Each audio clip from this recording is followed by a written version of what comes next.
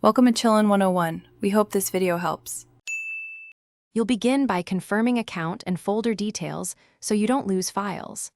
Pause syncing in the OneDrive menu, and then close the app from the system tray to stop background activity.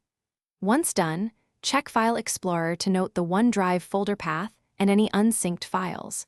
Make sure to save or copy anything unsynced to a temporary folder. This avoids conflicts when you reset settings. This quick prep prevents accidental duplication and speeds the repair steps that follow. You'll reset OneDrive using the built-in command to rebuild its database and connections. Open, run, and paste the reset path. After reset, launch OneDrive. If it fails, run repair in settings or reinstall the latest installer from Microsoft to replace corrupted files. Once the app restarts, sign back in with your Microsoft account and reselect folders to sync.